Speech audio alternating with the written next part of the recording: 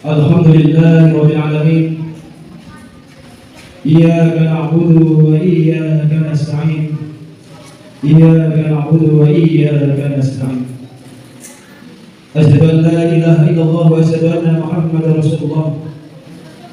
Ya ayyuhal khalisu salamu alayka rabbini bi'idhnillah. Wa anzur ilayya sayyidi bin Abdurrahman Silati ila hadratil aliyah. Amma ba'd. Usikum wa nafsi bittaqullah.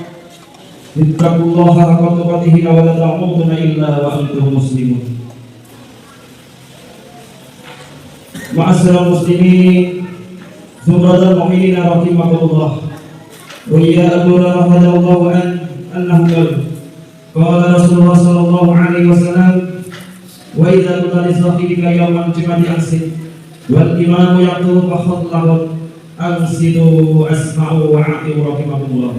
Ansidu asma'u wa a'tiu rahimakumullah. Ansidu la'allakum turhamun. Saudaraku jamaah salat Jumat yang dirahmati Allah Subhanahu wa taala.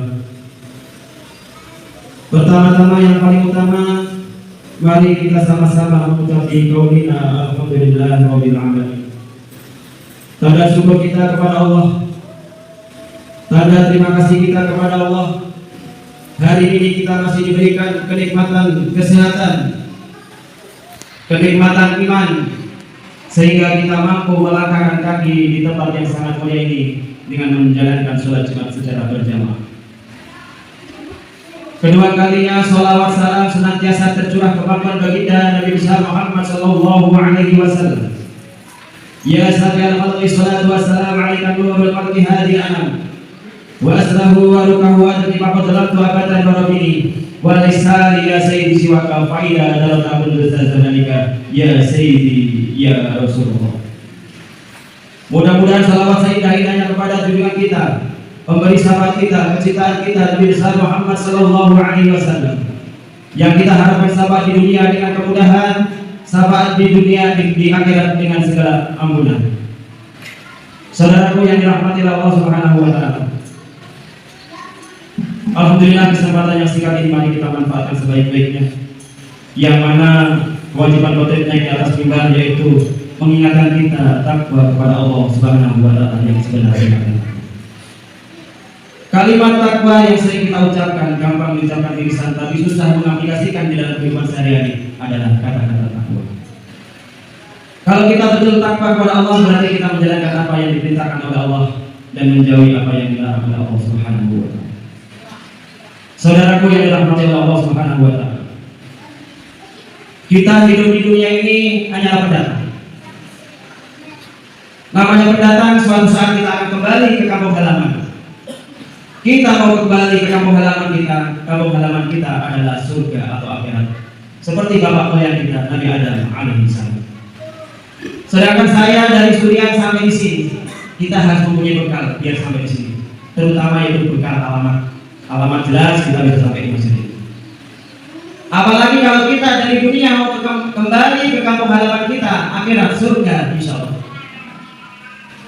Kita harus mempunyai bekal yang banyak, bekal yang pas, biar kita tidak bingung di dalam perjalanan, biar kita tidak tersiksa di dalam perjalanan. Karena apa? Persiapan bekal itu. Perjalanan sangat jauh menuju kampung halaman kita. Yaitu apa? Amal ibadah kita menjadikan bekal. Pahala sholat kita, pahala sedekah kita, pahala tadarusan kita, pahala sholawat kita, yang kita harapkan menjadikan bekal di dalam di akhirat nanti untuk menemani kita kembali ke kampung halaman. Karena di akhirat nanti tidak ada yang bisa menemani kita kecuali amal ibadah kita. Namun apa gunanya? Betapa celakanya kita. Amal ibadah yang kita harapkan bisa menolong kita, bisa menemani kita, ternyata amal ibadah kita itu adalah hangus, hilang, rusak, tidak bisa digunakan. Sama. Kalau kita berharap bisa berteduh di dalam rumah yang kita bangun, rumah yang kita pelihara, ternyata rusak, tidak bisa berteduh, tidak ada artinya. Jadi kalau kita punya pahala, ternyata pahala itu rusak, tidak ada artinya. Rugi sholat kita, rugi umroh kita, rugi haji kita. Karena apa? Karena rusak amal ibadah kita. Qala Rasulullah sallallahu alaihi wasallam, Sitabul ahya atau fitul ahad. Al-istighfar li uyubi qalbi wa qaswatul qalbi wa hubbud dunya wa qiyatul hayati wa tulul amali wa tulul sarir. Kata Rasulullah sallallahu alaihi wasallam. Jadi insyaallah waktu yang singkat ini ingin saya menyampaikan 6 perkara yang disebutkan Rasulullah yang merusak amal ibadah kita. 6 perkara yang merusak sholat kita, yang merusak puasa kita, merusak sedekah kita, ini yang merusak amal ibadah kita. Ada 6 perkara. Jadi yang merusak amal ibadah kita bukan orang lain, tapi diri kita sendiri. Kata Rasulullah. Sinadul akhya atau bidul amal. Al-istighfar li uyubi qalbi, kata Rasulullah. Yang pertama yang merusak amal ibadah kita adalah kita yang sering mencari kejelekan saudara kita. Kita yang sering membuka aib saudara kita. Sadar dan tidaknya kita sebagai manusia biasa kumpul-kumpul cerita-cerita lama-kelamaan yang kita ceritakan aib saudara kita. Tidak kita sadari, tapi ingat, kita menjadi baik tidak harus menjelekan dengan orang lain. Kita hati menjadi tinggi tidak harus menginjak yang lain. Kita jadi baik tidak harus memburuk-burukkan orang lain. Jadi kata Rasulullah, yang merusak amal ibadah kita adalah kita yang sibuk mencari kejelekan orang lain. Dalam Al-Quran kita akan harta di nafsi. Jangan kamu sibuk mencari kejelekan saudaramu. Jangan kamu sibuk membaca kitabnya temanmu.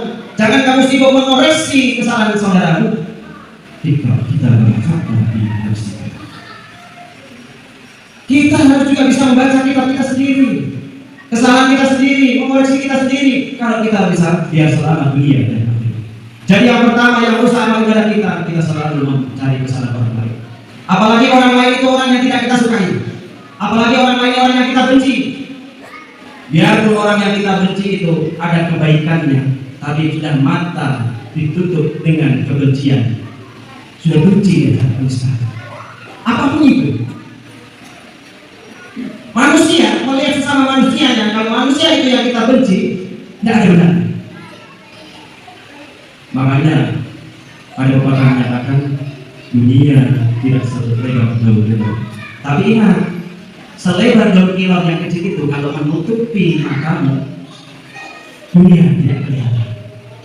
Sebaik apapun orang itu, tapi kalau hatimu sudah ditutup dengan sedikit saja rasa kebencian, insya Allah orang itu tidak ada baiknya di hidupmu. Mari kita mulai sendiri kita pribadi. Siapa? Kalau kita sebagai orang fakir, kalau kita sebagai masyarakat, tidak seharusnya kita mencaci, memaki. Karena apa? Tugas kita adalah mendoakan. Kalau memang kita orang itu tidak baik bagi kita doakan. Tidak harus kita menghakimi karena hak Allah punya. Itu yang tidak kita sadari, apalagi sekarang ini musim kampanye. Jangan karena kesenangan sementara, jangan karena kepentingan sementara dunia, kita mengorbankan kepentingan akhirat. Ingat saudaraku, sedikit rasa kebencianmu, kebaikan sebesar apapun tidak akan kelihatan di depan matamu. Itu pasti. Makanya Rasulullah mengingatkan, yang merusak amal ibadah adalah kamu yang suka mencari kejelekan saudara. Al-istighfar yang uyubi qalbi wa qaswatul qalbi. Yang kedua kata Rasulullah apa? Yang merusak amal ibadah, kerasnya hati. Kenapa kerasnya hati bisa merusak amal ibadah? Bentuk daripada kerasnya hati adalah timbul kesombongan di dalam diri kita, akan tertanam ketuhanan di dalam diri kita, mendirikan Tuhan di dalam diri kita selain Tuhan kita Allah Subhanahu wa taala. Maksudnya bagaimana Ustaz? Mengaku diri kita lebih baik daripada orang lain, mengaku kita bisa menjalankan ibadah tanpa salat dan bagi Rasulullah sallallahu alaihi wasallam dan bertolong Allah Subhanahu wa taala. Itu termasuk kesombongan yang sedikit. Yang kecil. Itu termasuk kerasnya hati, tidak mau menerima pendapat teman kita. Dan yang menolak perintah Allah. Seperti musuh bebuyutan kita iblis laknatullah. Wa idkhulna lil malaikatis junuli adama fasajadu illa iblis. Ingat waktu Allah berfirman kepada malaikat, sujudlah kamu kepada Adam alaihissalam, illa iblis. Semua sujud kecuali iblis. Aba wastakbaru, dia menolak. Jadi siapa yang menolak perintah Allah SWT, yang merusak puasa, menolak perintah kebaikan dari Allah, itu juga termasuk kesombongan. Aba wastakbaru. Wa kana minal kafirin, itu termasuk orang kafir. Ingat saudaraku, jadi kalau kita merasa baik daripada orang lain, merasa pintar daripada orang lain, dan bisa lebih baik daripada saudara kita, atau kita tidak mau menerima perbedaan sesama kita, termasuk itu kesombongan di dalam hati kita. Mungkin kita baik, mungkin kita pintar, tapi tidak dirasa hati kita menolak itu. Kalau kita menolak itu dan merasa pintar, merasa baik, itulah namanya Anda khairun minhu. Aku lebih baik daripada Adam alaihissalam. Aku lebih baik daripada mereka. Makanya kalau ada sedikit merasa kesombongan, iblis diusir dari surga gara-gara sombong. Apalagi kita di dunia belum pernah masuk surga. Yang sudah lama di surga dalam riwayat, iblis diusir gara-gara apa? Satu kesalahan, yaitu apa? Sombong di dalam diri. Wa qaswadul qalbi wa hubbud dunya. Yang ketiga, cinta kepada dunia itu juga merusak amal ibadah kita. Saudaraku, mungkin 6 perkara yang saya sampaikan, 3 di antara yang bisa saya jelaskan karena waktu dan kesempatan. Tapi insya Allah mudah-mudahan kita diberikan banyak umur, sehat semua, bisa ketemu lagi, dan kita sama-sama istiqomah di jalan Allah Subhanahu Wa Taala. Jadi saya tutup yang ketiga, cinta terhadap dunia. Jangan dipandang cinta terhadap dunia itu dipandang dengan pandangan saya. Maksudnya bagaimana? Mungkin kita lihat, oh orang itu pagi-pagi bulannya malam dia kerja terus tidak pernah sholat jamaah di masjid. Apakah itu orang yang cinta dunia? Mungkin secara saya betul, tapi secara hakikatnya dan kesehariannya kita tidak tahu orang itu mungkin jamaah di kantornya, mungkin orang itu jamaah di jalan. Jadi jangan sampai kita menghakimi orang seperti itu. Karena apa? Kita tidak tahu yang sebenarnya. Itu harus kita tanamkan.